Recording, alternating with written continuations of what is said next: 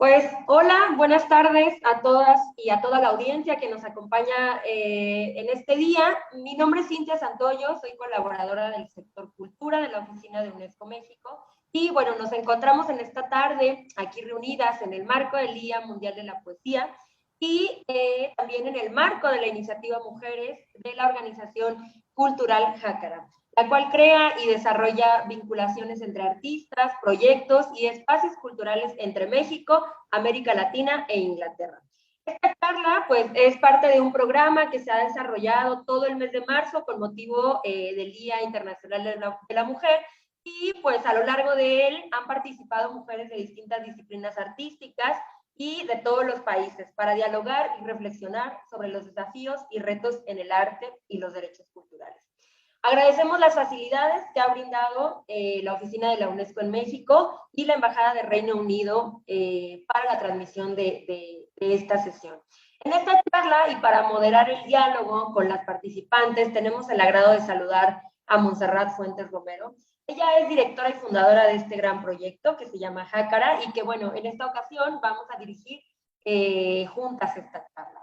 Bueno, sabemos que la conmemoración del Día Mundial de la Poesía, que es lo que nos trajo hasta aquí, se celebra cada 21 de marzo. Fue adoptado por la UNESCO durante la 30ª Conferencia General en París en el año de 1999. Esta declaratoria del Día Mundial de la Poesía tiene como objetivo principal apoyar la diversidad lingüística a través de la expresión poética y así fomentar la visibilización de aquellas lenguas que se encuentren en peligro. Esta fecha, además, conmemora una de las líneas fundamentales de la expresión y la identidad lingüística de la humanidad.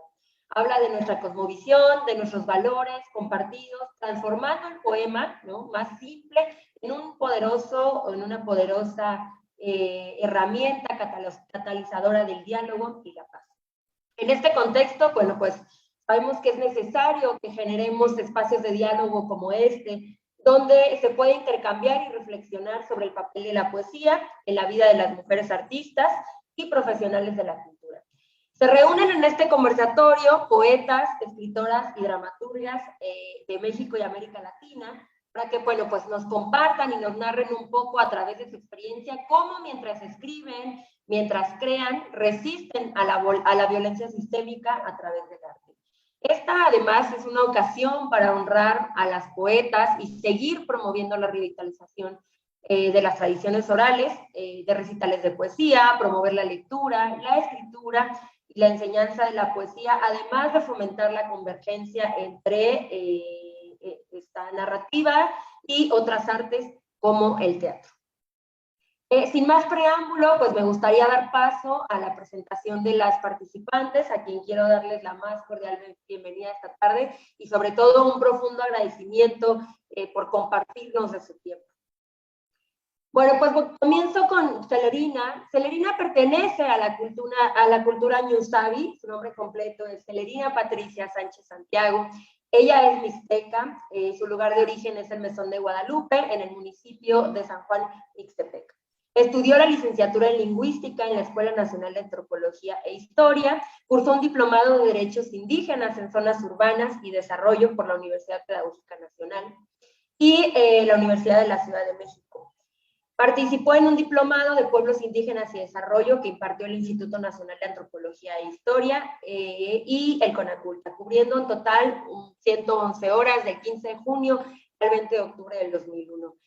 Celerina ha participado como poeta en el Festival de la Poesía Vértice Violeta en la Sala Manuel Ponce en el Museo de Bellas Artes. Ha participado en numerosos festivales de poesía y literatura, que no acabaría yo de enumerarlos. Y dentro de sus publicaciones, que son bastantes, voy a tratar de resumir.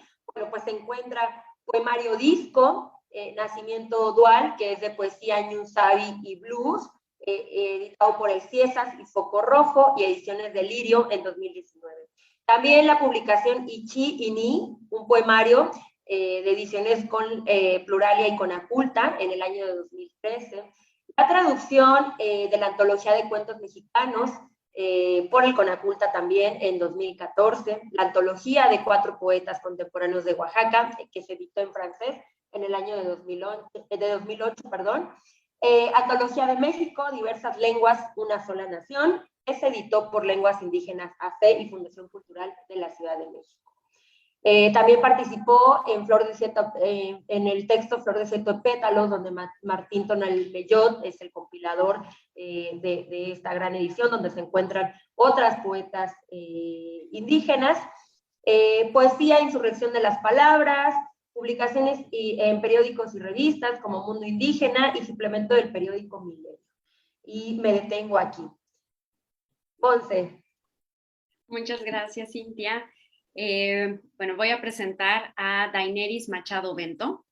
Daineris es de La Habana. Ella es escritora, periodista e investigadora literaria. Es autora del libro de cuentos Las 90 Habanas, publicado por Catacana en el 2019. Sus relatos han sido incluidos en volúmenes aparecidos en México y en Estados Unidos. Estudia el doctorado en Lenguas y Literaturas Modernas en la Universidad de Miami. Es maestra en Literatura Hispanoamericana por el Colegio de San Luis, en México, y licenciada en Periodismo por la Universidad de La Habana, Cuba. Sus artículos académicos han aparecido publicados en revistas como Cuadernos Americanos, Hemisférica, Decimonónica, entre otras. Sus textos periodísticos se han publicado en medios como Yahoo Noticias, Revista Horizontum y La Gaceta de Cuba. Entre otros, ha recibido el Premio Estatal de Periodismo San Luis Potosí 2016. Daineris actualmente es becaria de investigación del Centro para las Humanidades de la Universidad de Miami. Muchas gracias, Monse. Bueno, y ahora presentamos a Nadia López García. Es una poeta mexicana que nace en el año de 1992. Es ensayista, promotora cultural y tallerista. Ha participado en distintos recitales, talleres y festivales tanto en México, la India, Colombia, Estados Unidos, Guatemala y Puerto Rico. Recibió el Premio a la Creación Literaria en Lenguas Originarias Sensontle, el Premio Nacional de la Juventud en el año 2018 y el Premio de la Juventud de Ciudad de México en el año 2019. Considerada como parte de los mexicanos más creativos del año 2018 en la categoría de literatura por la revista Forbes. También fue becaria de la Fundación para las Letras Mexicanas en el área de poesía del 2015 al 2017. Y desde 2018 es miembro de Latinoamérica Studies. También es autora de los poemarios Ñu Bicho, Tierra Mojada, El Tren, en Almadía, con la editorial Almadía en 2019, El Camino del Venado, en edición con la UNAM en el año 2020. Su obra ha sido traducida al árabe, al inglés, francés, bengalí, hindi y catalán. Actualmente coordina el ciclo de poetas en lenguas originarias en la Universidad del Pacífico, con apoyo del Departamento de las Lenguas Modernas y Literatura de la Universidad del Pacífico en California. Desde 2019 forma parte de la planilla de profesores del programa de formación literaria del Instituto Nacional de Bellas Artes y Literatura. También nos acompaña desde El Salvador, Lauri García Dueñas. Lauri nace en el año de 1980. Es escritora y periodista, maestra en comunicación y cultura por la Universidad Nacional Autónoma de México. Gracias a una beca de la Fundación Heinrich Böll,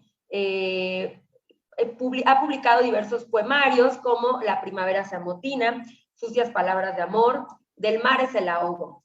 Ha ganado el Premio Interamericano de Poesía Navisti en Sinaloa y de Jóvenes Creadores en el 2009. El tiempo es un texto indescifrable, La tía y Atavica Memoria, así como los plaquets Hombre, Mar y Mujer en el mar. El desierto es verde, Un error espectacular atravesado por avenidas e hipopótamos líquidos. El deseo de otros no se puede controlar y Del otro lado del cielo. Algunos de sus textos han sido traducidos al inglés, al catalán, al alemán, al italiano y al árabe. Ha participado en lecturas en voz alta y talleres en países como Kenia, Francia, Colombia, Chile, México y El Salvador. Entre 2015 y 2016 ganó 2 premios únicos nacionales en el área de poesía en El Salvador y en 2015 tuvo el 3er lugar en el concurso La Crónica de los 4 finalistas del premio de novela Hugo Lindo de la Universidad José Matías Delgado en El Salvador, con su novela inédita Abril, ¿dónde no estás? Es catedrática en la Universidad de Loyola del Pacífico y coordinó el programa Red de Letras en el año 2019. Y por último, pero no menos importante, a Petrona de la Cruz Cruz. Ella nació en Sinacantán, Chiapas, el 23 de septiembre de 1965. Ella es actriz de teatro indígena desde 1989. En los años 90 se formó como escritora dramaturga y en 1991 viajó a Toronto, Canadá, para participar en el Encuentro de Escritoras Dramaturgas.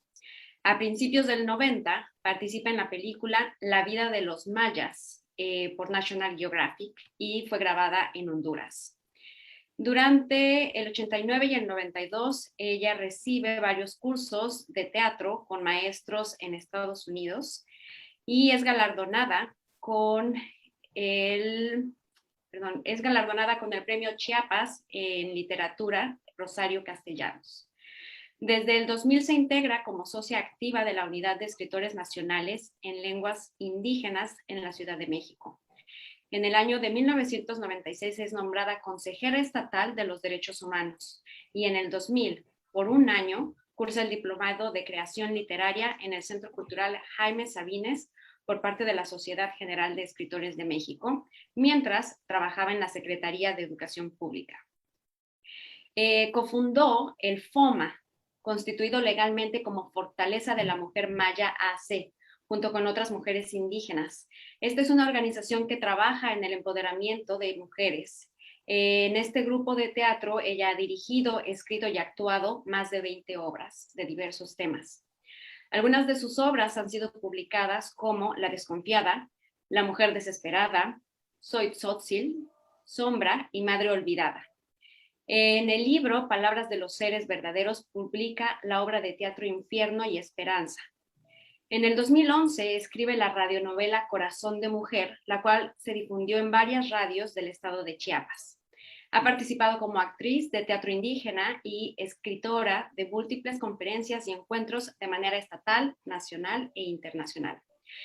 Es integrante del Consejo del Instituto Hemisférico de Nueva York, instructora de la lengua tzotzil y de talleres de manualidades y teatro para niños y niñas en diversos espacios en Chiapas.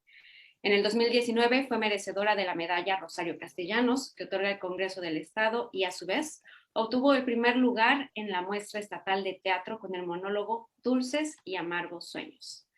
Muchísimas gracias a todas por estar aquí. Es un gusto y un honor compartir este espacio con todas ustedes. Y cedo la palabra a Cintia. Muchas gracias, Monse. Pues bueno, ya lo dijo Monse, la verdad es que qué gusto poder contar con la participación de todas ustedes. Les agradezco nuevamente que nos hayan brindado parte de su tiempo. Pues bueno, voy a comenzar leyendo un poema de Celerina, quizá no lo voy a leer igual de bello que ella. Este poema es parte de la recopilación del libro Flor de 7 pétalos y se llama Sentimientos. Duele verte, mujer de rostro triste, de milenarias amarguras. Sal con tu sonrisa. Mujer montaña, recibe al sol que te baña cada mañana. Camina erguida, paridora de madrugadas. Tu piel te lo pide, no la defraudes. Siente la brisa reservada para ti. Mujer insurrecta, zarandea la historia. Tiembla de emociones, el futuro te espera. Celerina, pues disfruto mucho siempre leer de tu obra. Y quisiera comenzar tu intervención haciéndote una pregunta. ¿En qué momento de este proceso creativo en la poesía comienzas a construir con la memoria histórica y la resistencia, ¿no?, desde los orígenes de la cultura ñuzal, ¿no? ¿Cómo es que se comienza a reivindicar esta mujer fuerte, poderosa, a través de la lengua materna, utilizando la poesía como una herramienta y una estrategia para resistir mientras creas, ¿no? En este contexto de crisis por pandemia, sabemos que las lenguas, sobre todo las lenguas indígenas en nuestro país y en el mundo, están sufriendo una gran amenaza que históricamente ya venía sucediendo. La poesía, creo firmemente, Cele, que es un catalizador que protege y va a revitalizar esta diversidad lingüística. Entonces, quisiera que nos contaras un poco acerca de esto. Tatsabincho asawene nika tu unita guanakunda tungo bichi Pues muchas gracias por esta invitación para poder hablar un poco de nosotras también. Que cómo inicio con esta reivindicación. Eh, en realidad hay un proceso histórico que tiene que suceder en la vida de Celerina para empezar a retomar esta parte, porque cuando uno no tiene esta conciencia es difícil, y en mi caso, por ejemplo, yo soy de la generación de los años 60, finales de los 60, crecí en los 70, 80, fui formándome, pero no tenía esta historia, ¿no? Yo cuento un poco esta parte de que cuando uno está emergida en esa cultura donde nos dijeron que nosotros éramos de una cultura pobre, ¿no? De una nación pobre, de un ser pobre, pero yo tampoco sabía que era mixteca, que nos conocían como mixtecos o mixtecas, ¿no? Tampoco sabía que era ñusabi. Descubrí el ser mixteca, o sea, a quienes llamaban mixteca éramos a nosotros, como a los 15 años, que nos decían que éramos como esa descendencia, pero finalmente hay un rasgo ahí muy, muy fuerte donde hay una discriminación y rechazo hacia los vivos, porque los grandes fueron los mixtecos, que eran los matemáticos, los orfebres, las mujeres tejedoras, bordadoras, pero ya no había más de eso. Entonces, y yo siempre me sentía ajeno a eso, a esa cultura que decían que eran los mixtecos, porque yo en mi pueblo, en mi casa, se decía que nosotros éramos pueblo pobre, lengua pobre, todo pobre, ¿no? Entonces no te podías como relacionar y entender que te llamaran mixteco, porque esa palabra tampoco existe en nuestra lengua. Mixteco es que nos han puesto desde afuera, ¿no? Nos han mirado desde afuera, que es un término náhuatl, que después se fusiona con el español y quedó como mixteco. Descubrirme ñusabi como a los 23 años, porque tampoco sabía que era ñusabi, o sea, eso es tremendo, terrible, porque te han cortado tu historia, han cortado esta raíz primicia que yo cuento de una historia, ¿no? De dónde vienes. Las personas no lo saben. ¿Por qué? Porque en un país como este, donde se ha negado la mayor parte de la historia y se ha sesgado profundamente, entonces, realmente no naces sabiendo tu historia, la historia se va tomando esta conciencia de lo que ha sucedido. Entonces, mucho más tarde a mí de por sí me gustaba la poesía. Cuando yo entré a la escuela como a los 9 años, porque además ya entré un poco grande, grande digo, en ese entonces todas las niñas indígenas y niños indígenas venían entrando a la escuela como a esa edad, o más tarde, 12, 13 años, ¿no? En realidad yo estaba chiquita, tenía 9 años.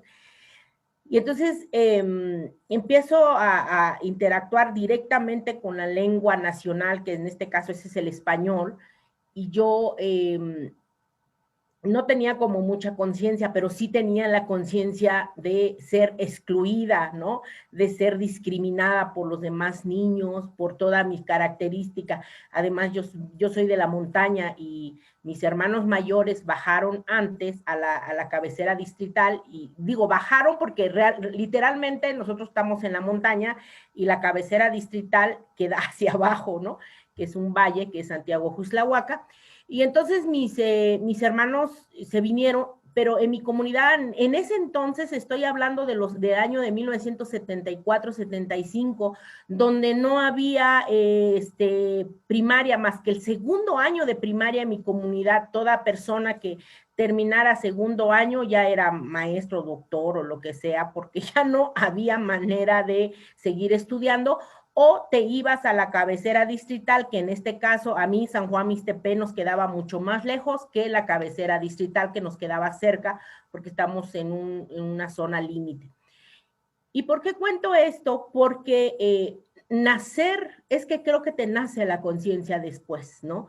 Afortunadamente yo fui de las personas que cuando yo llegué a la Ciudad de México, fui rodeada por muchas personas que me ayudaron a reencontrarme. Una de ellas es que yo me enfermé profundamente y fui a dar con una organización estudiaba toda la cuestión y reivindicaba la cuestión de las culturas mesoamericanas, y entonces también te daba medicina alternativa a eso.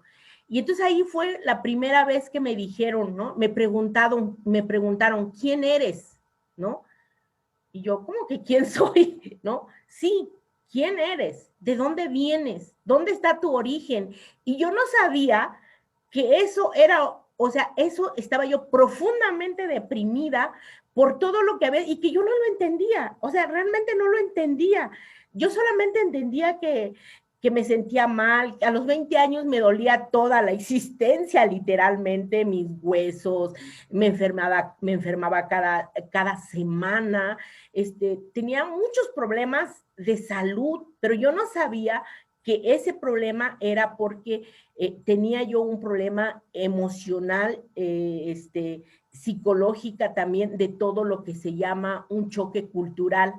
En ese choque cultural yo no me di cuenta que eso pasaba, yo solamente pues estaba enferma. Voy a dar con esta organización donde me empieza a cuestionar, o sea, ¿quién eres tú? ¿No? ¿De dónde vienes? ¿Por qué no hablas de tu lengua?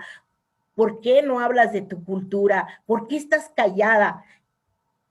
Y yo creo que fue el primer enfrentamiento muy fuerte, pero alrededor también había mucha gente que me iba acercando literatura, ¿no? Y fue la primera vez que yo leí a Domitila Chúngara Barrios, que me impactó, me identifiqué profundamente con ella. Leí también a Rigoberta Menchú, y así me nace la conciencia.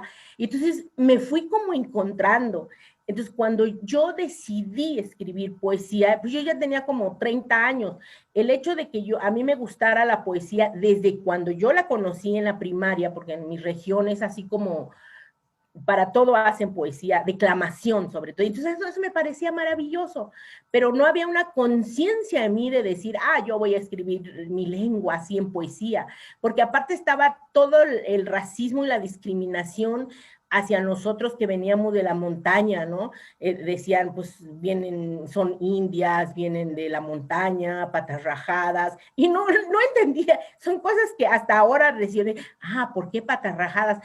Porque por el frío, literalmente, se te rajan, ¿no? Los talones, y sí es cierto, yo me acuerdo mucho que yo siempre traía los talones rajados, entonces mi mamá nos curaba con vela de cebo, ¿no? Que vendían en ese entonces con eso te curaba. Y tampoco entendí, y sigo sin entender por qué siempre dicen que nos bajan a tamborazos, tampoco lo entiendo, pero bueno, son cosas que uno va después cuestionando. Al encontrarme yo en esta situación de curación, de sanación, desde lo emocional, desde lo espiritual, entendí que la palabra era poderosa y que yo de por sí me gustaba mucho la poesía. Entonces dije, por acá, y empecé a escribir, ¿no?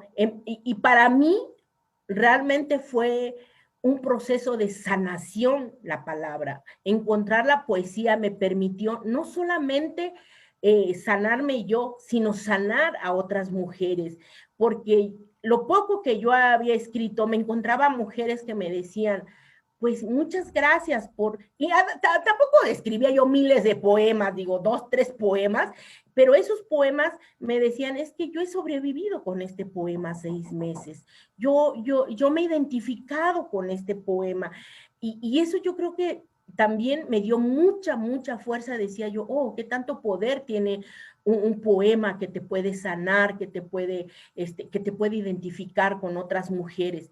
Y entonces me fui dando cuenta que eso era un medio que se me estaba presentando para poder no solamente reivindicar mi propia historia, no solamente reivindicarme como yo como mujer, sino acompañar a otras mujeres en este camino y resistir, que al final de cuentas descubrí que la poesía es resistencia en muchos planos para nosotras las mujeres.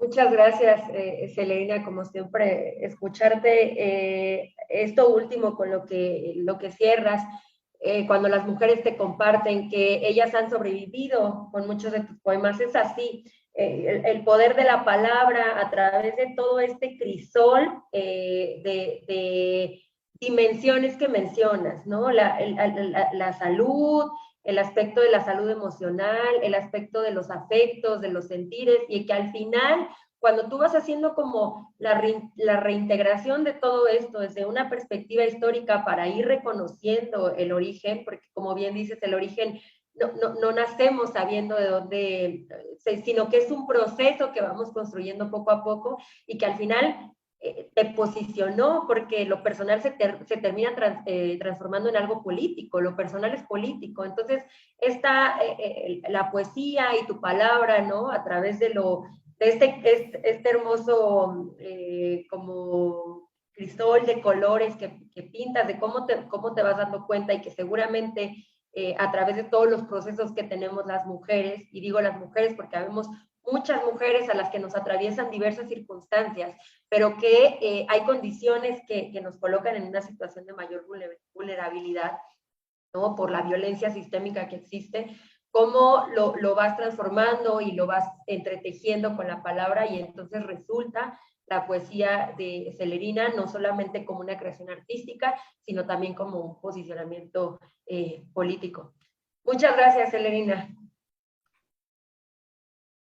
Bien, pues me gustaría pasar de esta charla que nos compartió Celerina desde el punto donde ella menciona este choque cultural, ese choque cultural que también ella vivió y que, como bien mencionas, Cintia, pues muchas mujeres también lo viven, lo vivimos. Y de aquí me gustaría dirigir hacia Daenerys.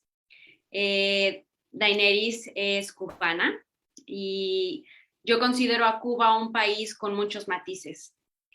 Tuve la oportunidad y la gran fortuna de vivir ahí por varios años, y es justamente donde tuve también el gusto de conocer a Daenerys, y por lo mismo me atrevo a decir que Cuba es como vivir en una dimensión distinta.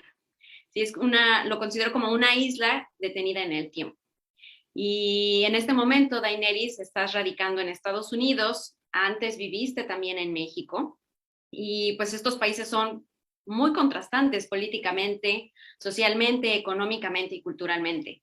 Y ligo esto con, una vez tú me dijiste que escribes a partir de la experiencia que tu cuerpo siente. Y quiero preguntarte cuáles fueron las experiencias que han influido para tu proceso creativo como escritora, como mujer, desde esta parte de ser mujer migrante, y también tocando el tema de la igualdad de género y las oportunidades que has tenido en tu vida para tu proceso creativo. Y esto mencionándolo también desde estos contrastes en los países donde has radicado, que son Estados Unidos, México y, por supuesto, tu hogar, Cuba. Muchísimas gracias, Monse, gracias a Cintia también, a la UNESCO. Estoy encantada de estar también acompañada en este espacio, y estaba escuchando a Celerina así como alucinando, ¿no? Toda la sabiduría.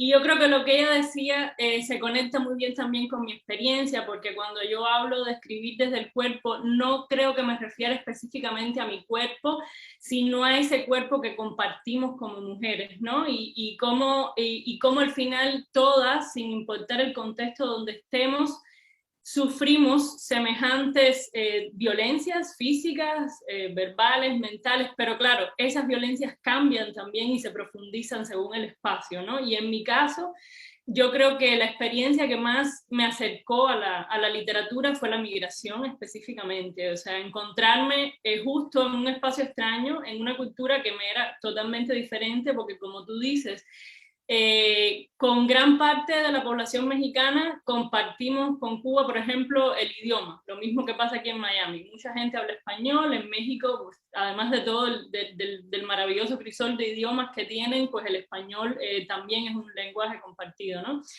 Pero de todas maneras uno tiene que cuestionarse en esos espacios otra vez quién es. Por eso digo que la sabiduría de Celerina como que sentía que estaba explicando todo lo que me había pasado, ¿no? Son distintos procesos de descubrimiento y cómo esa identidad se va construyendo también y va cambiando según el lugar donde esté.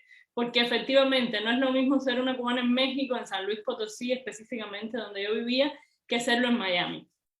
Y te podría hablar de un montón de matices, ¿no? Y de cómo también enfrentamos o tenemos que vivir estereotipos constantemente. Y esos estereotipos, pues sí, pueden tener una base real o como sea, estereotipo al fin, pero es muy difícil desprenderse de esos estereotipos. Entonces, esos estereotipos están además transversalizados por el hecho de ser mujer, de ser migrante, de ser de un país específico y que la gente espere cierto comportamiento de tu parte. Y entonces a mí me interesaba un poco mover digamos, todas esas expectativas o todos esos estereotipos. Me interesa moverlo como investigadora literaria desde el momento en que me planteo un tema de investigación, no solo por leer a las mujeres, sino también por arrogarme el derecho de leer la literatura o leer cualquier proceso desde un punto de vista femenino. Y releer también el canon que se ha formado. Yo creo que es muy importante poner todo el tiempo en duda lo que se nos ha enseñado, porque como bien cuenta la historia de Celerina, y estoy segura que es una historia que van a compartir el resto de las invitadas en gran medida. Nos han enseñado una historia, nos han enseñado una forma de hacer literatura, nos han enseñado una forma de escritura, y nosotras ya, yo creo que en este punto hemos entendido, incluso diferentes generaciones, que para nada es así, que para nada es inamovible, que para nada es correcto, ¿no? Por ejemplo, en la parte de investigación, que trabajo mucho el siglo XIX y me encuentro con estas mujeres increíbles que estaban haciendo feminismo en el siglo XIX. Y uno dice, bueno, han tenido la capacidad, el sistema ha tenido la capacidad de borrarnos sistemáticamente para que estemos todo el tiempo teniendo que luchar por un espacio cuando ya lo habíamos obtenido. Entonces, por eso también este tipo de diálogo me parece maravilloso, ¿no? Para que nos reconozcamos unas a la otra, para que creemos todas estas redes, ¿no? Y un poco eso está en el libro más reciente que comentabas, cuando también el de narrativa, ¿no? Que es un libro, pues, protagonizado todo por mujeres, mujeres cubanas, también que se encuentran en este camino de migración hacia México, hacia otras ciudades que no son la propia, ¿no? Y en el caso de Cuba esto es, yo creo que todavía más importante, porque en el caso de Cuba nos pesa la historia, pues la historia compartida femenina, y nos pesa la historia política, ¿no? Cómo la gente entiende a Cuba en esos extremos, o la dictadura o el paraíso, ¿no? Sin tener en cuenta toda una historia de humanidad y todos los matices que hay en medio de esas dos clasificaciones, ¿no? Entonces, de toda esa necesidad de explicarme y de entenderme en medio de todas estas ideas sobre Cuba y sobre la mujer cubana y sobre el ser mujer, investigadora literaria, es que parte un poco esta necesidad de la escritura. Y lo único que querría agregar antes de terminar esta parte de la pregunta es que me gustaba lo que decía Celerina también, porque es algo que yo pienso, todo el mundo debe escribir, especialmente las mujeres. En la escritura siempre hay un vehículo de sanación, de salvación, de encuentro con una misma, siempre está ahí, no importa el fin de la escritura se devela después, el fin puede ser simplemente escribir, pero yo creo que sí, que es muy importante como vehículo de reencuentro con uno mismo. Muchísimas gracias, Daineris. Creo que se va a ir reafirmando todavía más a partir de aquí y hacia adelante con las siguientes participaciones de este tejer. El saber que lo que ustedes están escribiendo desde sus vivencias, desde su creación, desde la forma en la que lo vayan originando, al final del día traspasa y conecta con las mujeres y con las personas que las leen, y eso siempre genera esta conexión, esta empatía. Y justamente en el trabajo de Daineris, desde esta parte de la migración, en mi caso me gustaría agregar que admiro muchísimo en tu novela, cómo vas retratando distintas mujeres en cada uno de tus cuentos, y eso es algo que yo conseguí generar esta conexión, ¿sí? Generar esta empatía, y justamente es el poder encontrar esta sanación que yo misma necesitaba y que muchas mujeres pueden necesitar en ese momento a través de los escritos que ustedes generan, todas las aquí presentes, y eso es sumamente significativo. Cintia, te cedo la palabra para la siguiente pregunta. Listo, Monse. Pues bueno, qué importante, quisiera ligar un poco el tema de la migración y todos estos criterios que comenta Daineris, ¿no? Sobre cómo a las mujeres nos colocan estos criterios de la interseccionalidad en una condición de mayor vulnerabilidad. No por ser mujeres es que somos vulnerables, sino que todas esas condiciones que nos atraviesan son transversales a nuestra condición geográfica, política, desde el lugar donde venimos, ¿no? El color de piel, la lengua que hablamos, y que bueno, son elementos muy importantes en esta cuestión de la migración, que bueno, me va a servir un poco para retratar la siguiente pregunta.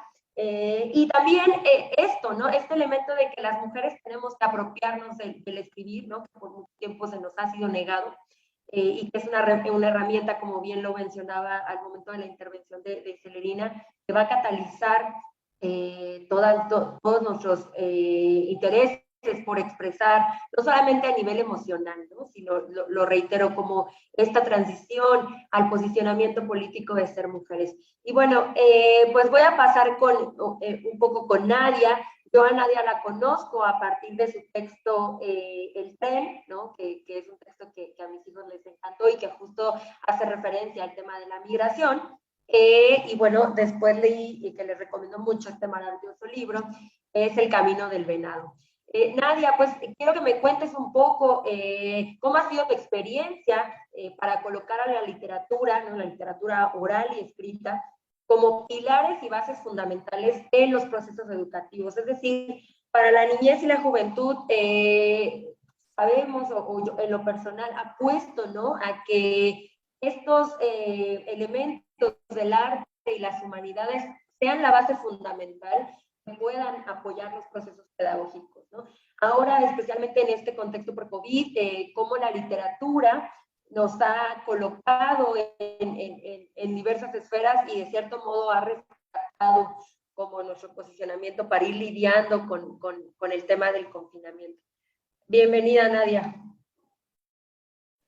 Exabini Cochañoa Meini, Conchedina, pues muchas gracias por el espacio y por dialogar. Yo estoy tomando notas porque creo que a pesar de que somos de espacios y de historias muy distintas, compartimos creo que rasgos muy similares, así hayas nacido en Cuba o en Estados Unidos o en la Mixteca o en cualquier lado, creo que hay una historia común que nos atraviesa a todas las mujeres. Y bueno, como me preguntaba Cintia, desde hace algún tiempo yo trabajo mucho con niñas y con niños, un poco pensando en que se nos ha enseñado cómo hacer memoria, ¿no? De pronto, sobre todo cuando trabajamos con niñas y con mujeres, que es como lo que más me mueve a mí, me he dado cuenta que hay una historia contada, una historia universal que está en muchos espacios, tanto urbanos como rurales, y es una historia que se nos ha dicho cómo ser mujer, cómo ser niña, cómo ser joven, y creo que a pesar de que, por ejemplo, el patriarcado nos atraviesa a todas, creo que ha sido más visible y más, sí, quizá más visible en muchos contextos de pueblos originarios. Mucha gente de pronto hacia afuera, ahorita a ver qué comentan mis compañeras, de pronto a mí me pasaba que decían, bueno, pero tú eres de un pueblo indígena, ahí pues mucha comunalidad, mucha relación con la tierra, mucho respeto entre hombres y mujeres, porque pareciera que a veces esa es la idea que otras personas tienen sobre nuestras comunidades. Y digo, sí, es cierto, hay una relación quizá más directa con la tierra, pero también hay cosas que no se dicen. Los pueblos indígenas tienen las tasas más altas, por ejemplo, de alcoholismo. Por ejemplo, hay mucho machismo, hay mucha violencia y son cosas de las que a veces a veces no se piensa así, piensan, bueno, no, ustedes, un poco el folclorismo, ¿no? Hacia los pueblos indígenas también, de que todos nos tomamos las manos y cantamos, entonces decimos, también hay conflictos, ¿no? También hay cosas muy duras que no se mencionan. Un poco yo escuchaba a Cele, y bueno, aparte Cele es de las mujeres que he leído y he seguido desde hace tiempo, y pensaba un poco que cómo las historias han atravesado, digamos, desde que eres niña hasta que ya eres joven, un poco más grande, y pareciera que a pesar de que el tiempo ha avanzado, la historia como tal no ha cambiado del todo. Todavía hoy día, por ejemplo, pues, por ejemplo, yo tengo amigas que todavía son menores de edad y ya están casadas, ¿no? Todavía sigue la idea de que si ya tienes más de 16, 17 años, ya estás grande para casarte, por ejemplo, ¿no? Entonces, pienso que un poco el trabajar, digamos, con niñas y con mujeres, un poco es buscar ese contar otras historias y quizá ese contar otras historias desde la palabra. En la cuestión, por ejemplo, pedagógica, cuando vemos la relación entre educación y pueblos originarios, vemos que ha habido una relación como discontinua. A pesar de que, por ejemplo, hay un sistema de educación indígena bilingüe en nuestro país, pues realmente en el día a día esos planteamientos, esos objetivos no se llevan a cabo. A mí me tocó hace algún tiempo hacer algunas prácticas en CONAFE, y yo recuerdo que estaba en una región chatina en la que los maestros, poquitos que había que hablaban una lengua, no hablaban chatino. Había un maestro que hablaba mije, había otro que hablaba zapoteco, y uno decía, ¿por qué no están en su región? ¿Por qué no están en la región en la que les toca enseñando a sus alumnos? Y a veces te dabas cuenta que eran cuestiones del sindicato. Entonces, creo que un poco la política también ha hecho que la educación se vea, digamos, entorpecida.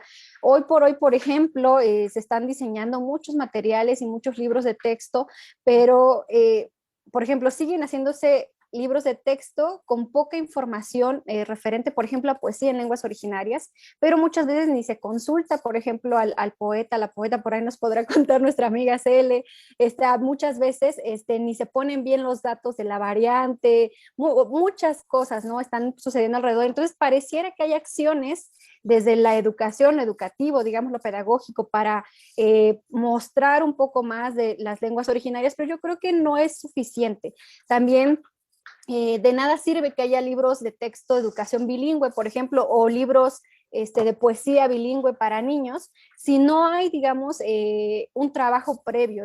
Es decir, no importa cuántos recitales haya, no importa cuántos libros escribas, si no se trabaja directamente con los hablantes. Y bueno, hablantes de nuestras lenguas hay en todos lados, hay en nuestras comunidades, pero también hay en el extranjero, también hay en la ciudad. Entonces, muchas veces yo he pensado un poco eso, desde donde estemos, desde el lugar de trinchera que nos haya tocado estar, desde ahí también comenzar a trabajar con la palabra, porque creo que justo en esta pandemia algo que nos ha mantenido un poco a flote, digamos, y quizá no volviéndonos locos, es esa posibilidad de la palabra, esa posibilidad del diálogo. Justo un poco retomando, pensaba yo un poco hacia que, digamos, si por ejemplo entramos a alguna librería acá en México, pues en las más grandes, Gandhi, Sótano, Fondo de Cultura, entras. Hace unos años no había, por ejemplo, títulos en lenguas originarias. Hoy día hay títulos, pero son muy poquitos. Entonces, también ese es otro gran tema.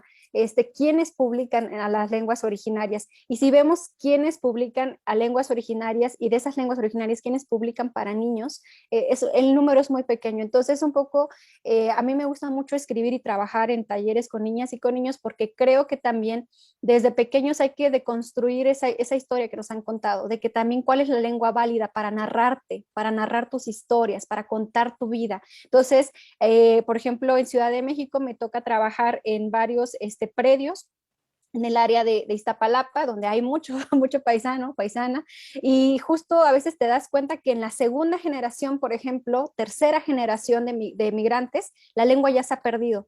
Entonces llega una primera generación, la hablan, la segunda puede que la entiendan, pero ya no la hablan fluidamente, y la tercera generación ya no hay rastro, ¿no? Y también muy dolorosamente a veces tampoco hay interés.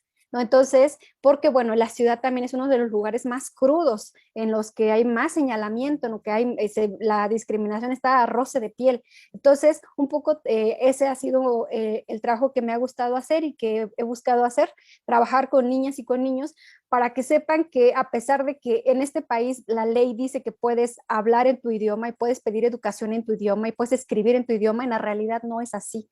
Entonces, un poco decir, no importa que esté en la ley, hay que buscar cómo hacer vigente, cómo hacer exigible ese narrar tu historia en tu propia lengua. Y pues bueno, creo que ya me fui muy lejos, entonces voy a, bueno, un poco por ahí iba el tema.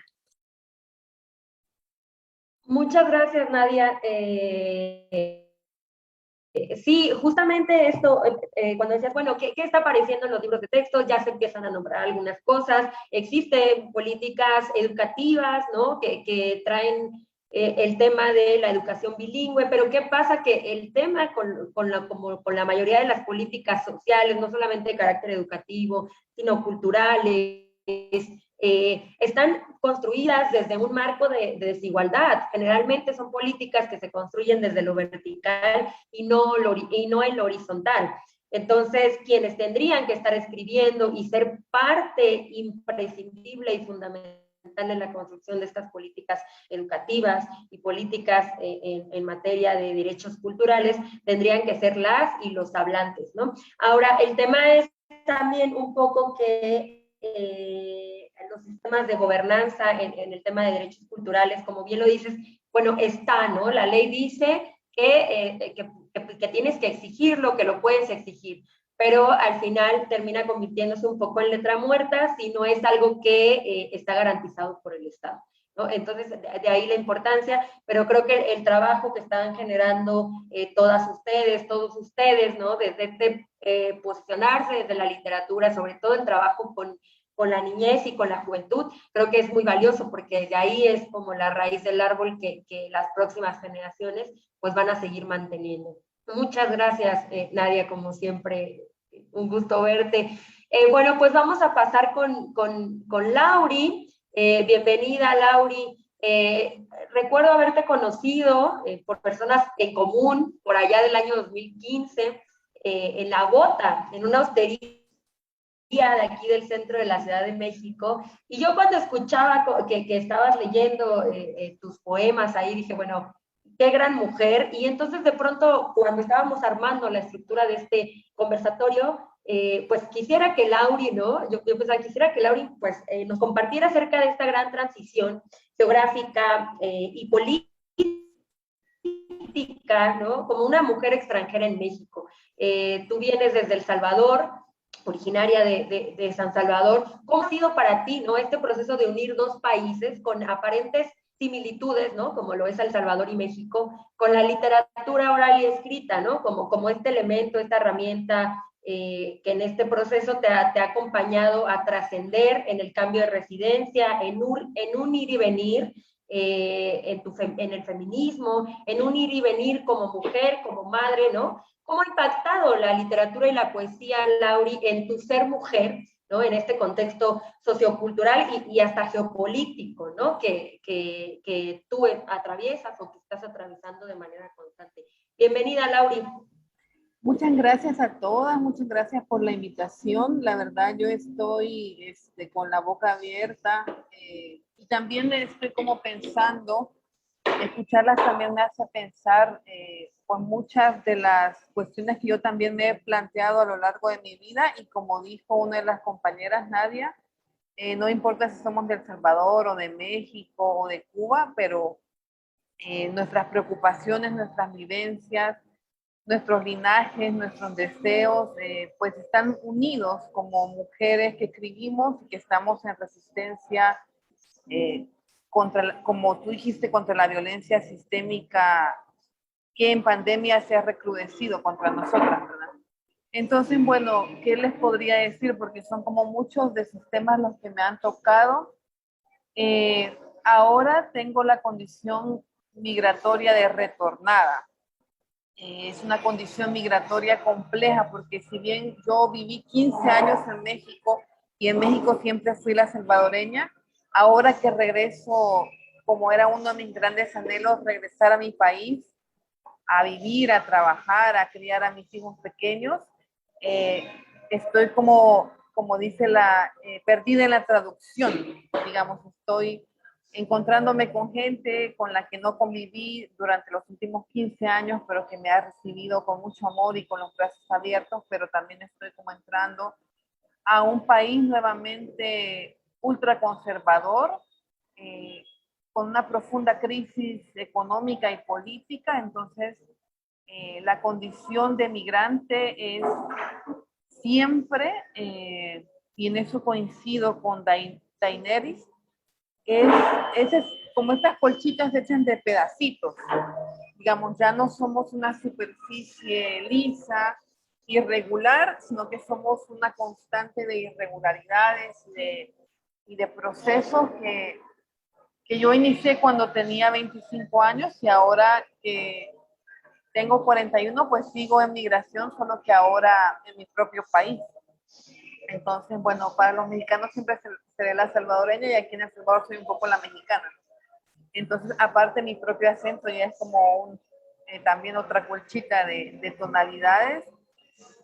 Quizás que quisiera contarles, que sea como breve y que aporte. Les puedo contar de mi infancia, porque veníamos del tema de la infancia. Quisiera contarles que siempre quise ser poeta desde los 8 años, cuando leí Tierra de Infancia de Claudia Lars, la escritora salvadoreña más importante de mi país. Nadie en mi familia era poeta ni artista, pero a través de la lectura, pues yo me encontré con este cuento de la salamandra, que es de una niña que está jugando en el campo y encuentra una salamandra, un reptil que a pesar de caer en el fuego no se quemaba. Entonces, la niña asustada, pues va a averiguar por qué ese reptil que cae en el fuego y que no se quema, qué significa eso, ¿no? Y va y le pregunta a su papá y su papá le dice, mira, es que ese animal se le aparece a las niñas que van a ser poetas y tú vas a ser poeta. Entonces, la salamandra fue mi propia salamandra, en una especie de exégesis. Se me metió, no se me ha salido esa idea, se me metió la idea que yo iba a ser poeta. Entonces, así como a los niños le preguntan, ¿y tú qué vas a hacer cuando seas grande? Y dije, yo, poeta. Pero de los 8 años a los 13 años fui una poeta sin obra, porque yo no había escrito pues nada más que las cosas, no me quiero haber salido, perdón, creí que me había salido. Pues era una poeta sin obra y empecé a escribir a los 13 años y no he parado. Me encantó una frase de Daenerys que dice, no importa el fin, la escritura para mí siempre ha tenido una implicación de vida contraria a la muerte. Y en países de muerte, en países feminicidas, en países de violencia, en países que te cobran bien caro la ocurrencia de ser madre o de ser mujer, la escritura es vida. Entonces, dentro de mí está esa niña terca de 8 años que eligió ser poeta. Y la niña y luego la mujer y ahora la madre, que en diferentes momentos de mi vida y de mi migración y de mi educación, pues la gente no ha entendido, a veces no entienden, ¿no? Las parejas, la familia, no entienden esta terquedad. Quizás son las lectoras y los lectores los que te dicen gracias. A mí me escribe cada cierto tiempo como escriben las y los lectores que existen. Yo a veces digo, tal vez no existen, nadie me lee, yo estoy aquí solita como loca hablando. Pero de repente te escriben las y los lectores y tú te estás muriendo y dices, no, ya esto es muy difícil, ¿no? Vivir en un sistema capitalista y ser artista. Entonces ya te escriben las lectoras y los lectores y te dicen esas cosas que le decían a Celerina, ¿no? Te encontré. Sobre todo últimamente que yo escribo sobre maternidades, me escribe un buen número de personas diciendo gracias por decir lo que yo no puedo decir ni me atrevo, ¿no? Mi familia no comprende lo que escribo, mi pareja tampoco, y reclaman, ¿no? ¿Cómo te atreves a decir eso? Y pues uno escribe, escribe desde la resistencia, desde el amor, desde la vida contraria a la muerte, porque uno es terca, Y bueno, eso es lo que yo les podría compartir para no ser extensa, porque de literatura yo podría hablar como mucho. Y sobre todo como esta pulsión, tal vez de este lado de la pantalla les podría decir a otras mujeres como Daenerys, escriban y no se dejen. Que nadie se meta entre ustedes y la escritura. Y como dijo nuestra antecesora Virginia, ojalá que nos pagaran siempre por ello, pero si no, vale la pena escribir aún en la miseria y en la oscuridad, dice Virginia, ¿verdad? Yo no quiero ni miseria ni oscuridad para las mujeres escritoras, quiero que nos paguen súper bien, que podamos comprar el súper con nuestro trabajo, pagar nuestra renta, pagar las escuelas de los niños, y eso deseo. Creo que eso es lo último, lo que últimamente deseo también como activista de una organización que se llama No Vivimos del Aplauso. Le desearía a mis colegas artistas que podamos vivir de nuestra palabra y que cada vez más este sistema económico ruin reconozca cada vez más nuestro trabajo. Y eso quisiera compartir.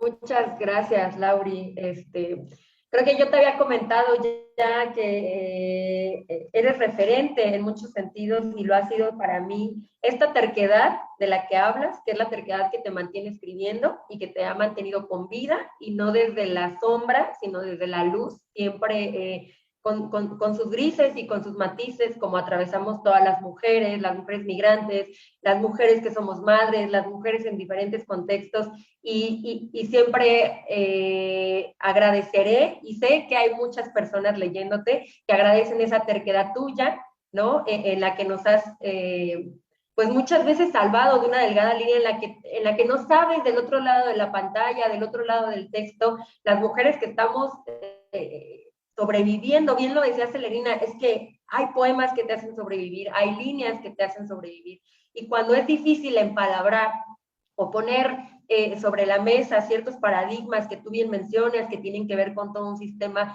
de crianza, un sistema sociocultural machista, encontrar esas luces, ¿no? Esas plantas que van resurgiendo en el asfalto, eso es grandioso. Entonces, creo que siempre voy a celebrar, además de tu vida, Lauri, la terquedad con la que escribes. Y pues muchas gracias, Lauri, por acompañarnos acá. Gracias a ustedes.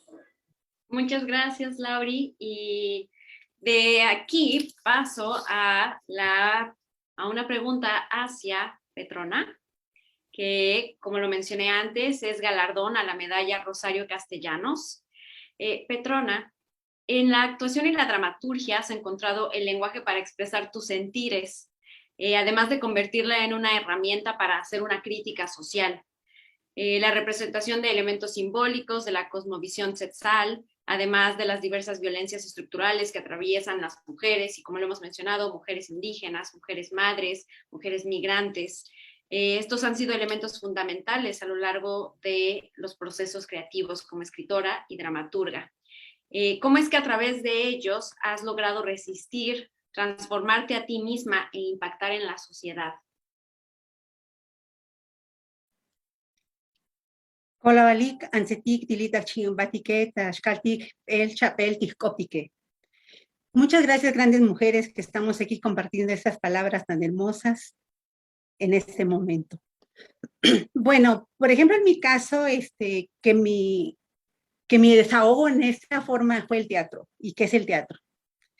Creo que todas las mujeres encontramos un punto como para desahogarnos, como yo a veces pienso, comento, que a veces nos enfocamos, nos desahogamos en la poesía, en la dramaturgia, en el teatro, en performances, en la danza, en la música. Todos encontramos como un desahogo, más que nada como mujeres, donde nos vamos a desahogar nuestros dolores, nuestras tristezas, nuestras alegrías y más que nada nuestros sueños. Que como mujeres, en este caso como mujer indígena, a veces nacemos ya marcadas como solo para ser madres, para ser buenas esposas.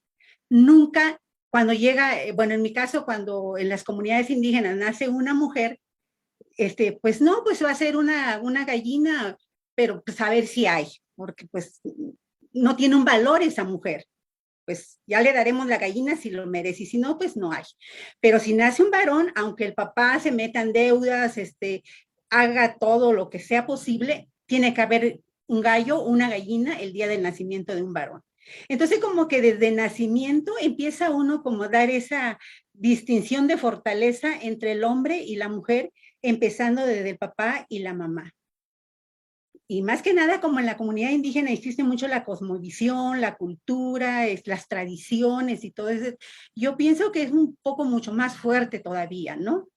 En mi caso, yo nunca pensé fortalecerme y escribir teatro. Nunca lo pensé. Yo pensé que yo iba, cuando yo era niña, pensé que iba a ser siempre una oruga, estar allí y nunca algún día que me iba a crecer las alas y ser una mariposa y volar y volar y volar y volar. Nunca lo pensé. Pensé, pues yo soy una oruga y aquí pues me llevan a donde yo voy. Creo que en este caso era mucho mi dolor cuando era niña, porque aparte de que había mucha discriminación en el pueblo, porque yo iba a la escuela, pero por ciertas razones yo nunca cumplía exactamente los horarios. Había un internado allí en Sinacantán, donde yo nací, donde habían profesores de otros lugares y tenían hijos y íbamos a la misma escuela. Entonces yo me acuerdo que siempre me discriminaban, me decían piojosa, sucia, como dijo Celerina, patarrajada, india bajada tamborazos, que tampoco yo logro entender esa palabra hasta ahorita. Era una discriminación. Yo a veces ni les hacía nada, ellas me molestaban con palabras, a veces hasta con golpes, y uno sin querer responderles, ellas nos insistían. Entonces fue algo muy terrible también viviendo desde la escuela, porque teníamos que compartir esa escuela con gente, así llamarle mestiza.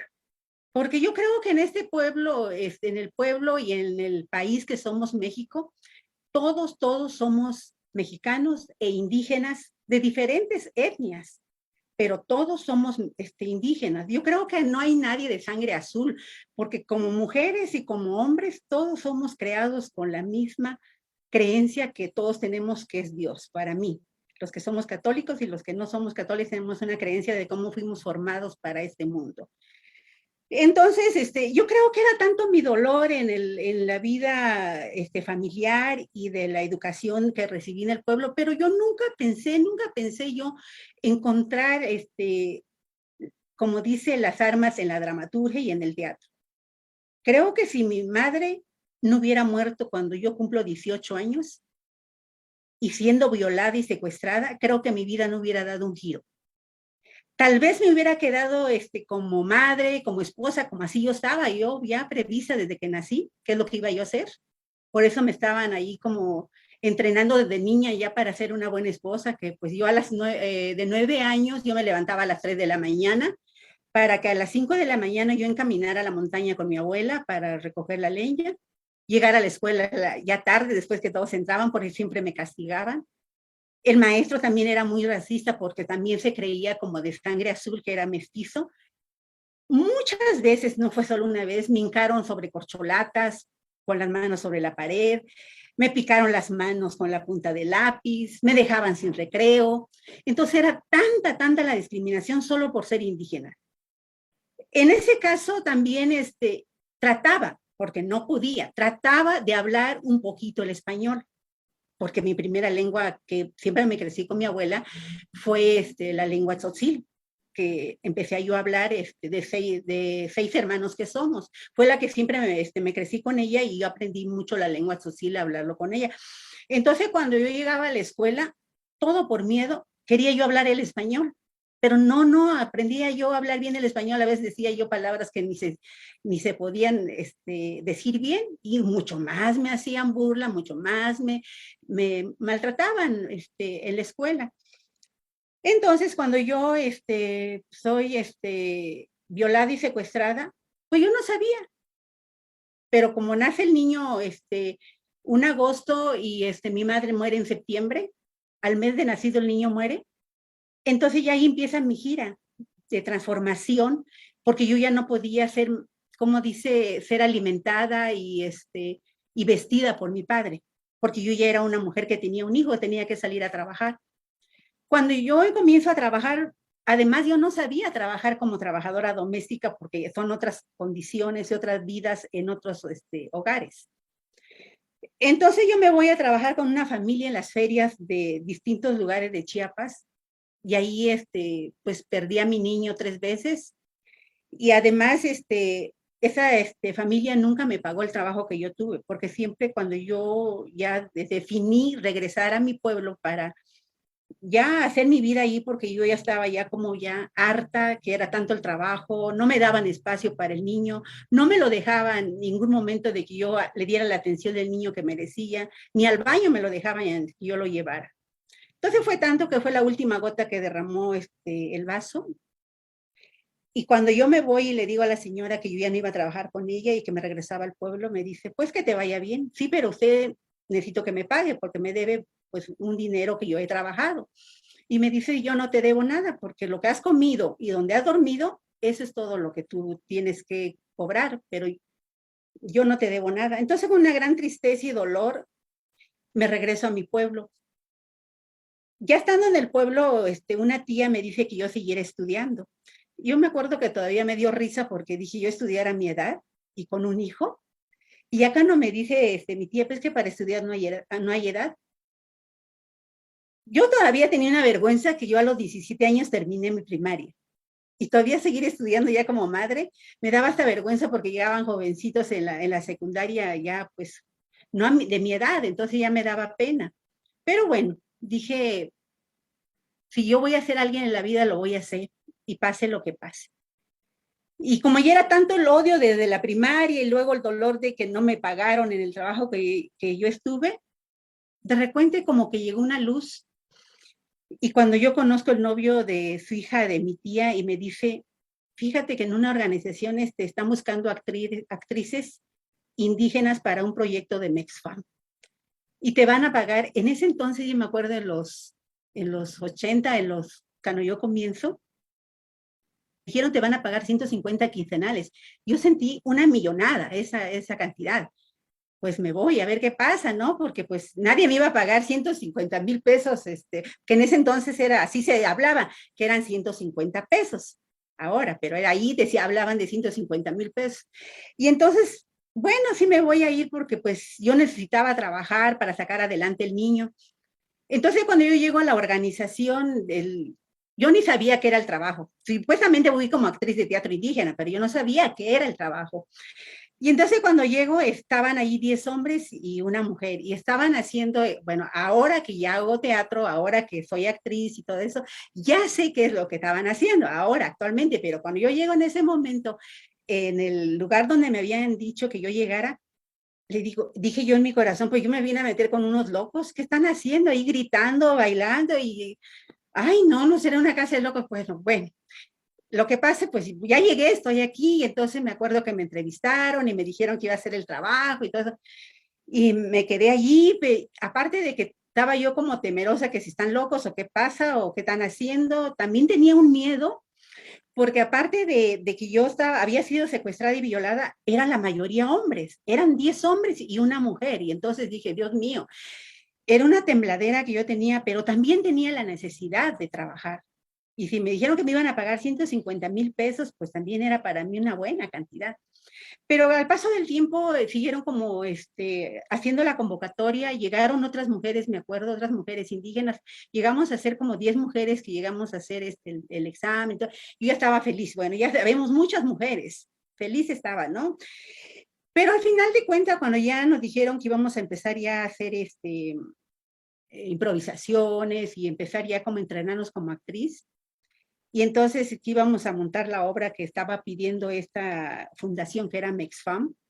Y entonces me acuerdo que nos fuimos todas un día, al otro día no llegó nadie. Solita yo llegué y toda la mujer que allí estaba. Y entonces, ¿qué horas van a llegar? ¿Y qué pasó? Y, ay, Dios mío, entonces, ¿qué hago? ¿Me voy yo también o me quedo? ¿Qué pasa, no? Pero me quedé y entonces fue que me dijeron, pues como ya no vinieron las otras mujeres, que ya se les había hablado del trabajo, ya se les había dicho y se les había más o menos dado el entrenamiento, pues tú te vas a quedar.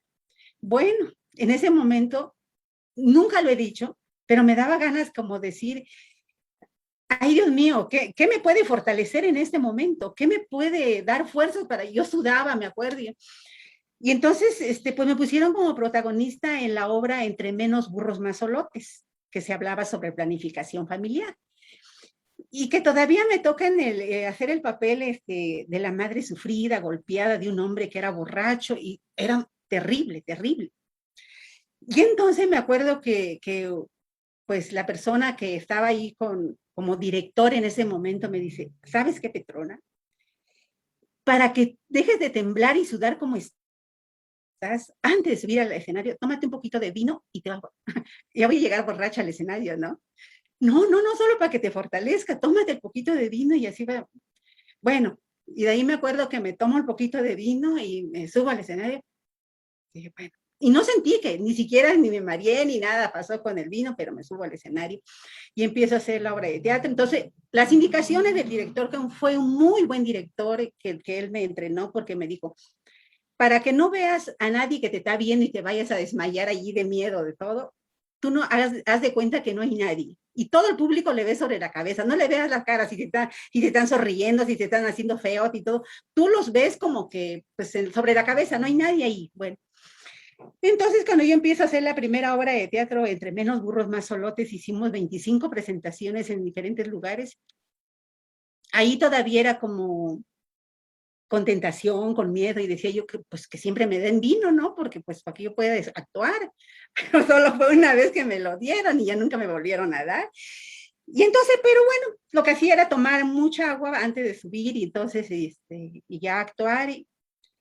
Entonces, cuando ya llega el momento de que llega la invitación a Toronto, Canadá, para ir al encuentro de escritoras dramaturgas, y me dicen que yo tenía que ir con otra compañera a ese encuentro porque, pues, anteriormente en los años 80 y pues, aquí en el sur, por ejemplo, en Chiapas, pues no se conocían mujeres escritoras, no se conocían actrices indígenas, porque no, para las mujeres era como un pecado grande que se iba a cometer, hablar de la comunidad, hablar de los hombres, hablar de la cultura. Por ejemplo, yo en mi caso, yo nunca supe que yo iba a tener una menstruación, jamás lo supe. Lo supe el día que cuando yo me vino y yo pensé que yo estaba orinando sangre, incluso porque fue un susto tremendo cuando yo veo que, pues, qué me estaba pasando, ¿no? Y son muchas cosas como mujeres que eran como algo que nos ocultaban, que porque era como un secreto, que nosotros teníamos que descubrir en todo eso. Entonces, cuando yo escribo la primera obra, porque nos dijeron que teníamos que viajar, escribo mi primera obra que escribo, La mujer desesperada. Y ya con el maestro, el director, que me enseñó más o menos, y se lo agradezco mucho, sus palabras, y como me dijo, siempre hay una primera vez que vas a tomar el lápiz, hay una primera vez que vas a escribir, y si el teatro te ha traído para acá, pues escribe, y yo te voy a apoyar en lo que tú quieras. Y entonces escribo mi primera obra de teatro y me voy a Toronto, Canadá, y entonces cuando yo presento mi escena de obra y me doy cuenta de ahí que todas las mujeres presentaron su trabajo y dije, pues si vivimos en el mismo mundo, en el mismo espacio, todas somos las mujeres que llevamos el mismo dolor, el mismo camino, las mismas preocupaciones, somos mujeres, distintos lugares, de distintas áreas, de distintos, tal vez de color, de corte de cabello, de lo que sea, pero somos mujeres y más que nada somos madres. Y todas sufrimos también lo mismo.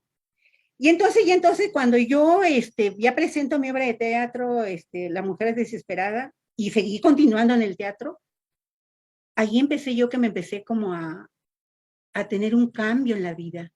Empecé a sentir como una fortaleza dentro de mí al estar actuando y al mismo tiempo después estar escribiendo. Entonces yo misma me dije, yo creo que Dios me ha puesto en el camino el teatro.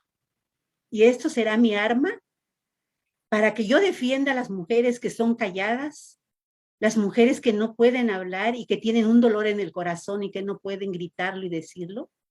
Yo voy a hacer teatro y voy a escribir sobre las mujeres para que esa voz se levante por medio de la dramaturgia, por medio de un libro y por medio de una puesta en escena, porque las mujeres que no puedan leer mi obra y la vida de otras mujeres por medio de un libro, porque aquí en el estado de Chiapas y las comunidades indígenas hay muchas mujeres analfabetas que nunca fueron a la escuela. Entonces yo dije, tengo mi libro escrito, les regalo, pues no les va a servir para nada, tal vez lo tengan tirado y lo van a hasta quemar o para algo les vaya a servir, pero es un simple papel que para ellos no les sirve para nada. Entonces, dije, qué bonito que yo puedo escribir la dramaturgia y luego transformarla en una puesta en escena y así llevarles el mensaje a las comunidades por medio de una presentación escénica y que al mismo tiempo ellas se divierten, pero al mismo tiempo ellas también reciben esa educación, ese mensaje, esa concientización de parte de la vida de otras mujeres. Entonces, por eso yo encontré esa arma en la dramaturgia y en el teatro para el cambio de estas mujeres, y que ha sido poquito el cambio, pero para mí es una gran satisfacción, porque he visto cambios de esas mujeres que se han fortalecido, que se han empoderado, y termino con esto, que de la oscuridad de la vida nació el sol para ellas. Petrona, muchísimas gracias por esto que nos acabas de compartir. Ha sido sumamente... Realmente creo que no tengo palabras exactas para lo que fui sintiendo, como seguramente todas aquí presentes y quienes nos vayan a escuchar en la transmisión, pero esto que tú mencionas es sumamente fuerte, y quiero ligar esto también con la parte de esta violencia hacia las mujeres, estos abusos de género, de poder que se viven día a día, que se viven en muchas comunidades, en muchos espacios, en muchos países, y que esto que tú estás haciendo a través del teatro, que es el poder generar esta inclusión, una inclusión en la cual buscas que la mayor cantidad de mujeres puedan tener acceso a lo que tú estás escribiendo, a esa voz que eres tú, que compartes lo que viviste y lo que viven muchas otras mujeres, lo que vivimos muchas mujeres, y que a través de ti se encuentra ese camino para compartirlo, y es sumamente impactante, es muy, muy alentador. Te admiro muchísimo, Petrona, admiro mucho a todas las mujeres que se encuentran ahorita en este espacio, y mi más grande agradecimiento por todo lo que ustedes están compartiendo en este momento con nosotras, en este espacio, y con las personas que están conectados en este momento, conectados y conectadas. Querida Cintia, ¿te parece que pasemos a una pregunta más que podamos hacer de manera general para todas las panelistas, y que entonces vayan dando sus conclusiones? Claro que sí, Monse. Bueno, la pregunta que tenemos para todas es: ¿el arte como vehículo para una cultura de paz, de resistencia y reivindicación ante la violencia contra la mujer en México y Latinoamérica? Lo hemos estado charlando durante todo este tiempo, pero para ir cerrando, ¿cuál sería ese mensaje de cada una de ustedes? ¿Qué es lo que opinan al respecto? ¿Cuál es ese mensaje a compartir? ¿Les parecería que empecemos con Celerina? Bueno, bueno, no, pues es que trabajar por la paz necesariamente tiene que atravesar por cada una de nosotras desde este quehacer en el arte, en cualquiera de nuestras áreas, para poder llegar al buen vivir o a la buena vida, como dicen ya algunas hermanas. Y eso significa trabajar desde lo profundo de nuestras emociones y encontrarnos y reconocernos para poder reconocer también a los otros y entenderlos. Yo creo que ese es el paso más complejo que se puede hacer, que no es sencillo. Hablarlo es fácil, pero actuarlo, llevarlo es complejo, porque ya implica desde tú hacia el otro, ¿no? cómo trabajar estos resentimientos, cómo trabajar estos procesos, ¿no?, que te han dejado huellas. Y hablar de paz es una palabra que en nuestras propias comunidades tenemos otra forma de pensarlo también, que no tenemos como estos conceptos de paz o de género, pero pensarlo que por supuesto se puede hacer, ¿no? Y estos trabajos se requieren mucho más profundos en el nivel espiritual, que una gran parte de nuestros pueblos se rompió esa espiritualidad. Hablaban de la relación de la naturaleza con nosotros. Pues por supuesto que tenemos que hablar de esa naturaleza, porque esa naturaleza nos permite, ¿no?, vivir, pero también muchos de nosotros como pueblos, nuestros orígenes de creación mitológico está en estos elementos naturales, ¿no? En caso de nosotros que somos nación de la lluvia, pues nuestro mito primicio es que somos los hijos de la lluvia, compuesto por la naturaleza, ¿no? Algunos otros era el venado, los ríos, los rayos, la nube. Y entonces, por supuesto que tenemos esta relación intrínseca con la naturaleza, pero eso no quiere decir que los pueblos indígenas no destruyamos también, ¿no?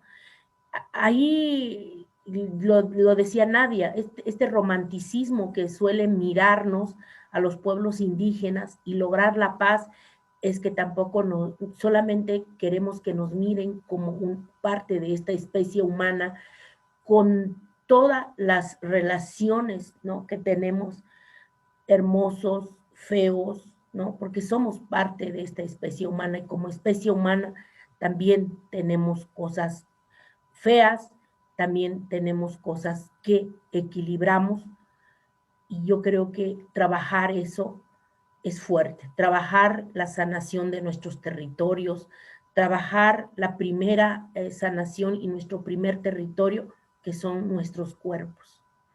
Y pues creo que eso podría yo compartir, que pudiéramos empezar a pensar también en otras narrativas, ¿no? Pues gracias por esta invitación. Muchas gracias, Elena. Esto integral de los claroscuros de todas las personas, ¿no? No solamente ver el negro y el blanco, sino toda esta serie de matices que nos compones, y la sanación desde lo individual hasta lo colectivo. Muchas gracias, Elena. Daenerys. Sí, yo creo que mi mensaje sería poner en duda siempre lo que entendemos como normativo en cualquier espacio, o sea, la subordinación de la mujer a una cultura, también políticamente a un espacio neoliberal, o sea, siempre poner en duda aquello que está naturalizado como lógico, como sistémico, y sobre todo poner en duda desde el no reproducir esos patrones de, digamos, de ofensa al otro, ¿no? Como un llamado a la empatía, siempre pensar en el otro, en la historia de la otra, del otro, siempre pensar que también estamos aquí, podemos hacer un espacio como este internacional gracias a mujeres como Petrona, como Celerina, que cuando les dijeron es por aquí, dijeron no, no necesariamente, yo puedo hacer, y gracias a mujeres como ellas es que hoy podemos hablar con esta libertad, y podemos hablar del cuerpo, y podemos hablar del impacto en las comunidades. Entonces también eso nos demuestra que no importa cuán pequeño parezca lo que estamos haciendo, como decía Petrona ahorita, no, era un pequeño cambio, no, o sea, no necesariamente es pequeño lo que estamos haciendo, y sobre todo cuando lo hacemos desde esa necesidad de ayudar al otro y de ayudarse a uno mismo, ¿no? Desde la empatía, desde el poner en duda lo establecido, que yo creo que es algo que como mujeres necesitamos seguir haciendo en el siglo XXI. Muchísimas gracias a todas, ha sido una tarde inspiradora, sumamente inspiradora, y uno sigue, como sale con ganas de salir a luchar, ¿no? De ponerse a luchar y decir, ¿qué voy a hacer ahora? ¿No? Agradezco mucho este rato, gracias. Muchas gracias, Daenerys, y sí, justamente esto que mencionas es el cuestionarnos lo que nos han enseñado, el cuestionar la educación que nos han otorgado, que se nos ha dado, y reflexionarla y tener ese poder de decidir hacia dónde vamos, ¿no? Y sobre todo, justamente con todas ustedes tan grandes que son, justamente que lo hacen a través de la palabra y todos esos cambios que ustedes, bueno, perdón, todo eso que ustedes escriben genera un cambio y eso es increíble. Ahora paso la pregunta hacia Nadia.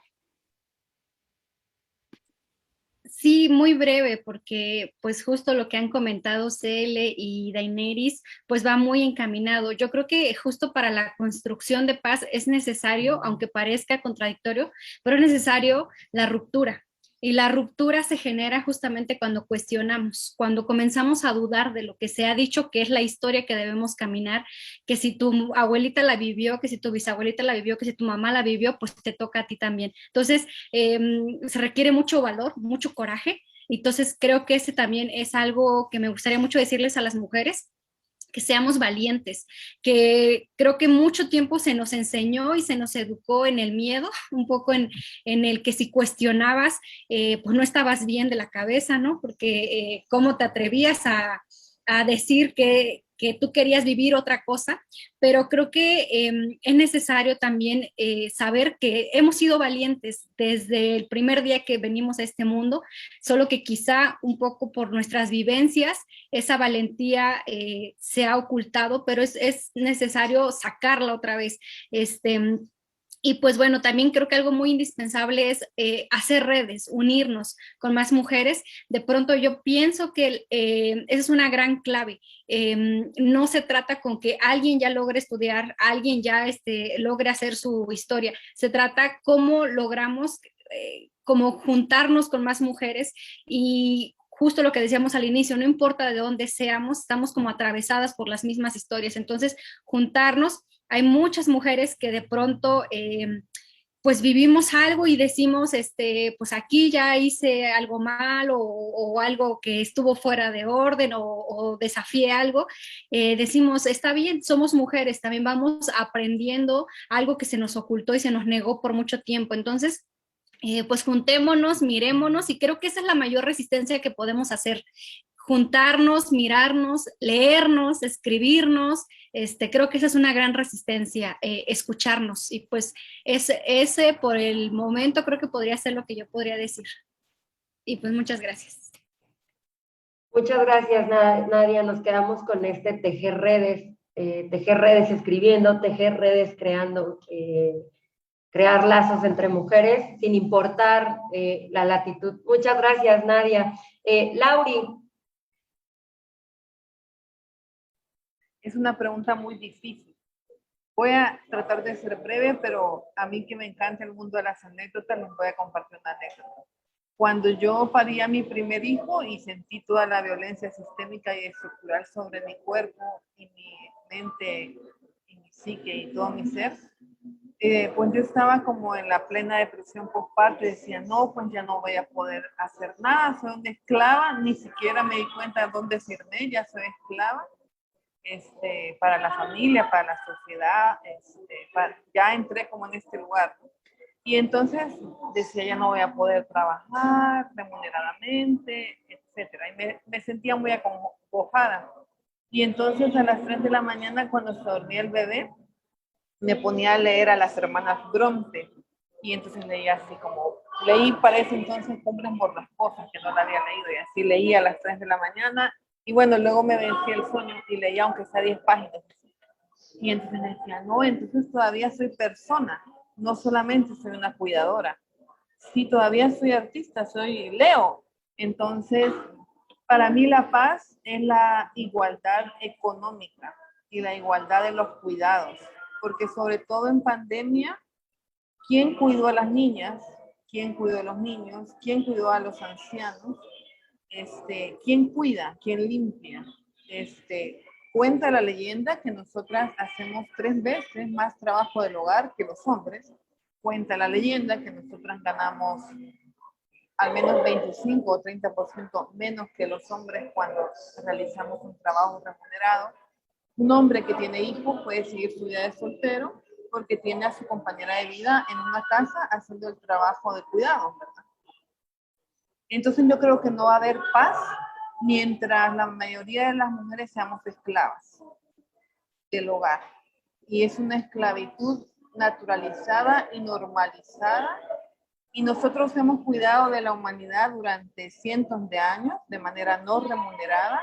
Y por eso estamos también, o sea, sí, nuestros cuerpos son violentados, somos asesinadas, somos acosadas, nos pagan menos o no tenemos trabajo. Por ejemplo, decían que en México solo el 6% de las mujeres ganan más de 12,000 pesos mexicanos. Es decir, solo el 6% de las mujeres en México pueden ser cabeza de hogar, de un hogar con las necesidades básicas más o menos cumplidas, ¿no? La mayoría de mujeres mexicanas y salvadoreñas no tienen un ingreso económico importante. La mayoría de mujeres están ahorita en pandemia en su casa, limpiando y cuidando, y nadie habla de eso. No va a haber paz mientras no cambiemos esa violencia sistémica. Muchas gracias, Lauri. Y sí, efectivamente, es esta igualdad, la igualdad en los cuidados, sea del hogar, de los hijos, la igualdad económica, salarial, en el acceso a trabajos, y que también hemos estado mencionando durante esta charla, esa equidad, ¿no? Y que también lo podría ligar con esta ruptura que se nos ha enseñado que debería de ser, justamente se liga con esto que nos acabas de compartir, ¿no? Va de la mano con reestructurar todo, con transformarlo, y realmente es algo, pues, que también está muy atado a la parte social, ¿no? A una cuestión política, pero no por eso no quiere decir que podríamos empezar a generar este cambio desde nuestros propios hogares, como lo mencionas, con nuestros hijos, con nuestras hijas, y que eso lleve hacia, que se haga de otra forma, ¿no? Con esa equidad, con esa igualdad. Muchísimas gracias, Lauri. Y quiero pasar la pregunta para concluir con Petrona. Bueno, yo también voy a ser un poquito breve, pero siento yo que para tener la paz y compartir la paz es primero como mujeres que nos hemos empoderado en diferente forma, en el arte, en la cultura. Entonces, es compartir ese empoderamiento con las otras mujeres, es compartir esa experiencia y darles esa fortaleza. Y más que nada, yo creo que darles esa información, porque muchas mujeres pensamos, me incluyo porque así pensaba, que solo nacimos para una cosa, como nos inculcan los padres, que somos nada más para esposas y madres, nada más, no servimos para otra cosa. Nosotros no somos, como dices, mujeres para salir adelante, para poder ocupar un puesto político, un puesto, ser doctora o ser educadora, maestra o lo que sea. Nosotros no servimos para nada. Eso es lo que nos inculcan al principio cuando nosotros venimos creciendo.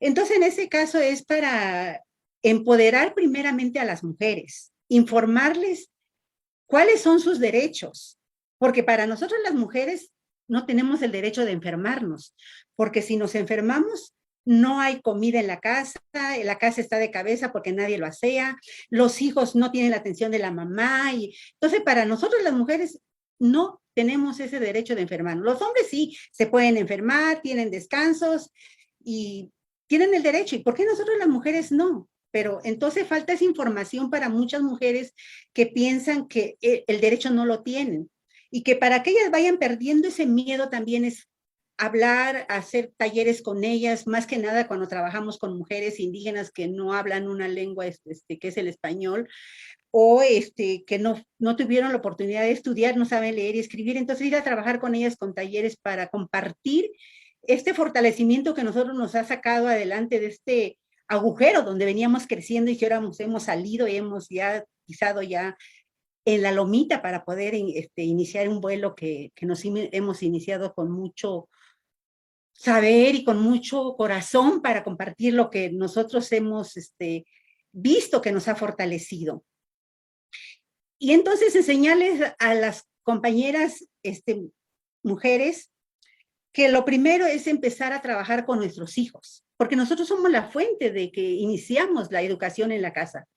Que nosotros no empezamos a formar, en ese caso, machistas, no empecemos a formar la división entre el hombre y la mujer, empezar a trabajar entre la equidad de género entre los hijos. Y nunca decirles a los niños, tú porque eres varón, no puedes cocinar, no puedes lavar, no puedes hacer nada de lo que las mujeres hacemos, ¿no? Entonces, principalmente yo, bendito Dios, ahora que pues pongo en ejemplo a tengo mis 3 hermosos hijos que son varones, y yo les he dicho, ustedes buscan una compañera no para una sirvienta, sino para que se apoyen ambos. Cuando la esposa se enferme, tú cocinas o lavas o lo que puedas hacer para ayudar a tu esposa. Y bendito Dios, y ahorita pues ya los dos que están grandes, y pues ya están grandes, porque tuve después de la violación, yo nunca pensé que me iba a volver a enamorar y me enamoré. Tuve otro hijo a los 10 años y luego de los 10 años a los 12 años y tengo mis 3 hermosos hijos y que es una bendición para mí. Y yo creo que les he podido educar porque pues ahora ellos hacen cosas, a veces yo no me preocupo no estar en la casa. Cuando yo vengo, a veces ya mis hijos cocinaron, a veces mamá ya ven a comer y ya hicimos esto, y son varones. Entonces yo quiero compartir esa alegría, esa enseñanza que yo he podido lograr con mis hijos a otras mujeres, para que no seamos siempre esas mujeres que siempre somos sumisas, somos viviendo con miedo, vivimos allí como en qué momento va a venir el hombre a golpearnos, a ofendernos. Ya vivimos siempre con ese miedo. Lo importante es enseñarles que pierdan el miedo y que se empoderen y que ellas tienen todo el derecho del mundo a ser mujeres y lo que ella les haga sentir bien, a vivir la vida, que la vida solo se vive hoy, mañana no sabremos. Y arriba las mujeres y que todas podemos hacer de todo lo que los hombres hacen también. Y adelante. Y yo pues le digo a las mujeres, nunca dejen de informarse de nuestros derechos y perdamos el miedo, como dice a ver si lo digo bien, como dice que el valiente puede hasta que el cobarde puede, algo así, pues, algo ahí más va el refrán, no sé. Entonces, nunca hay que demostrar miedo y nunca hay que demostrar, como dice, no lo sé, no lo voy a hacer. Siempre hay una primera vez que siempre vamos a hacer lo que va uno a hacer. Gracias y vivan todas las mujeres del mundo. Pues, muchas gracias, Petrona. Qué bonita forma de cerrar este conversatorio. Quiero agradecerle a todas ustedes por el tiempo, por todo lo que nos han compartido esta tarde. Sin duda alguna ha sido una charla excepcional. Yo no me canso de escucharlas y podríamos pasar aquí la tarde contando acerca y escuchándoles acerca de todas las vivencias. Pero bueno, pues desafortunadamente el tiempo se nos acaba.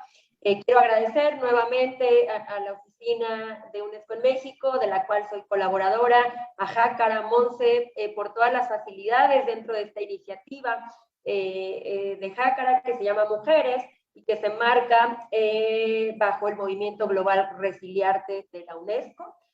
Muchas gracias de verdad por el espacio y bueno, Monse. Muchas gracias, Cintia. Muchas gracias a todas. Ha sido un gran placer compartir esta charla con ustedes. Y invito a las personas que nos estén acompañando a que lean más o que se acerquen a los escritos que estas grandes mujeres han hecho, que estén al tanto de próximos libros, artículos, lo que sea que ellas vayan a compartir o donde se vayan a presentar. Les recomendamos altamente que acudan, se informen, se acerquen y lo disfruten, sobre todo. Muchísimas gracias, Cintia, por este espacio. Muchas gracias a la UNESCO México y a la Embajada de México en Reino Unido por la facilidad también para la transmisión. Pues creo que sería todo en este momento. Muchísimas gracias y nos vemos en la siguiente charla.